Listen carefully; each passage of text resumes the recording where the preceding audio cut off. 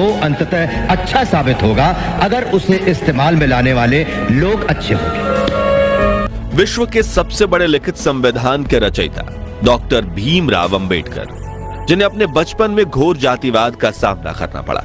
अपने स्कूल में उच्च वर्ग के विद्यार्थियों से दूर जमीन पर बैठकर पढ़ना पड़ता था, जिनके अपने बाल अपनी बड़ी बहन से कटवाने पड़ते थे, क्योंकि गांव का कोई नाई इन्हें हाथ लगाकर दूषित नहीं होना चाहता था, और जिन्हें समाज की इस घिनौनी विचारधारा की वजह से अपना सरनेम सकपाल से बदलकर अंबेडकर करना पड़ा था।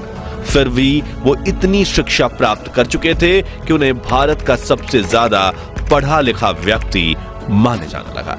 कैसे उन्होंने अपने लोगों के हक के लिए दशकों तक आवाज उठाई, क्यों बाबा साहेब अपनी सेहत पर ध्यान न देकर भारत के महान संविधान की रचना कर रहे थे, और आखिर में तो वो अपना धर्म ही बदल बैठे जो बौद्ध धर्म अपनाया।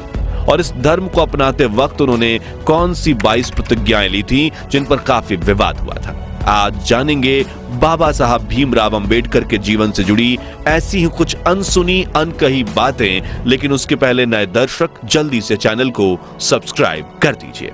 14 अप्रैल 1891 के दिन मध्य प्रदेश के महू जिले में रहने वाले रामजी मलोजी सकपाल और भीमाबाई के घर एक बेटे का जन्म होता है। मां भीमाबाई अपने बेटे का नाम भीमराव रखती हैं, जो अपने माता पिता की 13वीं संतान थे। 5 साल की उम्र में अंबेडकर का स्कूल में दाखिला करवाया जाता है, लेकिन छोटे से भीम को जल्द ही बात समझ में आ जाती है कि समाज में उनके परिवार के साथ भेदभाव किया जाता है। स्कूल में उन्हें स्टूडेंट्स के डेस्क से दूर कोने में जमीन पर बिठाया जाता था। लंच ब्रेक में उन्हें उस बर्तन से पानी नहीं पीने दिया जाता था जिससे बाकी बच्चे पानी पीते थे। उनके बचपन से जुड़ा एक आंखों में आंसू ला देने वाला किस्सा यह है कि एक बार भीमराव और उनके बड़े भाई को गर्मियों की छुट्टियां मनाने के लिए गोरेगांव जाना था, जहां उनके पिता कैशियर की नौकरी करते थे।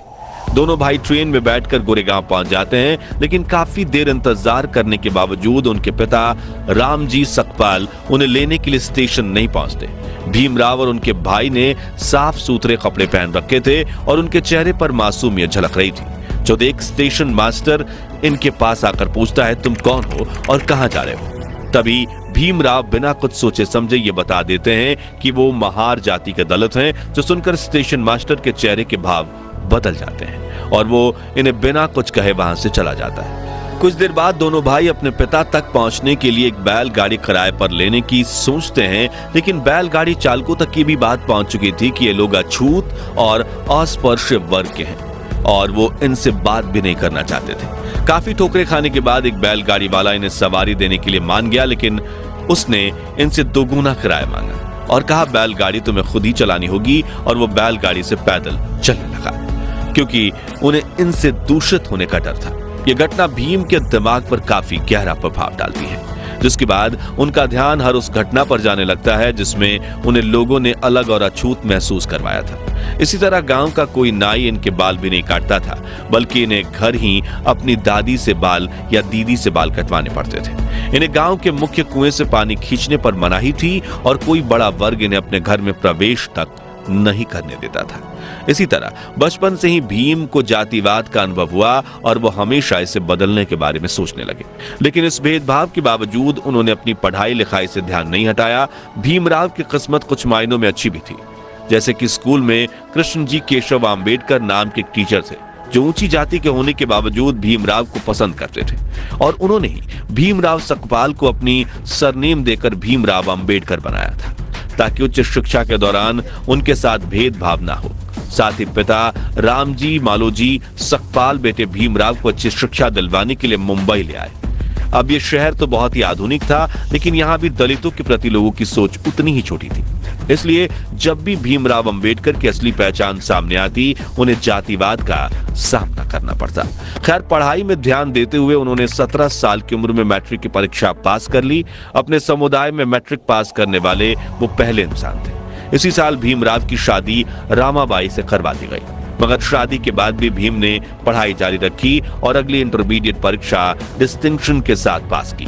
लेकिन अब उन्हें आगे पढ़ने के लिए उनके पिता के पास पैसे नहीं थे। लेकिन वो कहते हैं ना, जहां चाह होती है वहां राह होती है। और भीमराव आम्बेडकर के जीवन में चमत्कारिक घटनाओं का घटना शुरू हो गया। आपको बता दें कि जब बड़ोदरा के महाराज ने उन्हें पढ़ने के लिए स्कॉलरशिप दी, जिससे उन्होंने न सिर्फ बीए की पढ़ाई पूरी की बल्कि 1913 में उन्होंने अमेरिका जाकर यूनिवर्सिटी ऑफ कोलंबिया से मास्टर्स में दाखिला लिया। 2 साल में उन्होंने एमए की पढ़ाई पूरी की और अगले ही साल अपनी पीएचडी थीसिस भी पूरी कर ली। जिसके बाद भीमराव लंदन चले गए, जहां उन्होंने London school of economics join किया। लेकिन स्कॉलरशिप पूरी हो जाने की वजह से वो अपनी पढ़ाई पूरी नहीं कर पाए और बड़ौदा वापस लौट आए, जहां उन्होंने सिविल ऑफिसर का पद हासिल कर लिया। लेकिन यहां भी जातिवाद ने उनका पीछा नहीं छोड़ा और भेदभाव के चलते उन्होंने नौकरी छोड़ दी। 1918 में भीमराव बॉम्बे के सिडेनहम कॉलेज में लेक्चरर बने।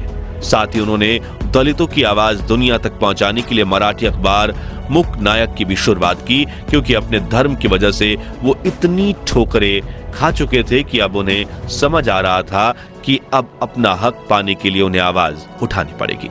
इसी बीच कुछ समय लंदन जाकर उन्होंने वकालत में अपनी पढ़ाई पूरी कर ली थी। इस तरह वो अपने जमाने के भारत के संभवतः सबसे ज्यादा पढ़े लिखे व्यक्ति बन चुके थे।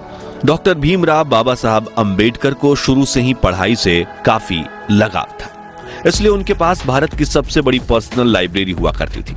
मशहूर लेखक जॉन गुंथर अपनी किताब इनसाइड एशिया में लिखते हैं कि जब 1938 में मेरी राजगृह में अम्बेडकर से मुलाकात हुई थी, तब उनके पास 8000 किताबें थी और उनकी मृत्यु तक यह संख्या बढ़कर 35,000 तक पहुंच चुकी थी। डॉक्टर भीमराव अम्बेडकर के निकट सहयोगी रहे शंकरानंद शास्त्री भी अपनी किताब में लिखते हैं कि मैं 20 दिसंबर 1944 की दोपहर 1 बजे अम्बेडकर से मिलने उनके घर गया। उन्होंने मुझे अपने साथ जामा मस्जिद इलाके में चलने के लिए कहा, जो इन दोनों पुरानी किताबों को खरीदने का अड्डा हुआ करता था। जब हम वहां पहुंचे तो लोग उनके चारों तरफ इकट्ठा होने लगे, लेकिन इस भीड़ में भी उन्होंने विभिन्न विषयों पर तकरीबन 2 दर्जन किताबें खरीदी। यहाँ एक दिलचस्प बात यह है कि किताबों का इतना बड़ा संग्रह होने के बावजूद वो अपनी किताबें किसी को पढ़ने के लिए उधार नहीं देते थे। किताबें मांगने वाले व्यक्ति को वह मुंह पर कह देते थे कि अगर आपको किताबें पढ़नी है तो मेरे पुस्तकालय में आइए। किताबों के प्रति उनकी भक्ति इस हद तक थी कि वो जैसे ही घर पहुंचते अपने पुस्तकालय में चले जाते। उनके पास कपड़े बदलने का समय तक नहीं होता था, फिर वो एक पुस्तक चुनकर पढ़ने बैठते थे। उनके अनुयायी बताते हैं कि रात में अम्बेडकर अपनी पढ़ाई में इतना खो जाते थे कि उन्हें बाहरी दुनिया का कोई ध्यान नहीं रहता था। अम्बेडकर जी अपने स्टूडेंट्स से कहते थे कि तुम्हारे पैरों में जूते भले ना हो, लेकिन तुम्हारे हाथों में किताब अवश्य होनी चाहिए। खैर, बाबा साहब अम्बेडकर की लाइफ जर्नी पर वापस आए तो वर्ष 1924 में उन्होंने बहिष्कृत हिताकरणी सभा के नाम से एक एसोसिएशन की शुरुआत की, जिसका काम दलित विद्यार्थियों के लिए हॉस्टल, स्कूल और मुफ्त लाइब्रेरी स्थापित करना था। साथ ही वो कई सभाओं में हिस्सा लेकर दलितों की समानता को लेकर सवाल उठाने लगे। फिर चाहे 1972 का महार सत्याग्रह हो, गोलमेज सम्मेलन हो या फिर संविधान सभा में दलित अधिकारियों के लिए आवाज उठाना। इस बीच उन्होंने ये बात नोटिस करी कि महार जाति जिस हिंदू धर्म को मानती है, उसी धर्म की बाकी जातियां उनके साथ अछूत व्यवहार करती है। इसलिए उन्होंने 13 अक्टूबर 1935 के दिन नासिक में आयोजित एक सभा में उन्होंने ये घोषणा की कि वो हिंदू धर्म छोड़ने का फैसला ले चुके हैं।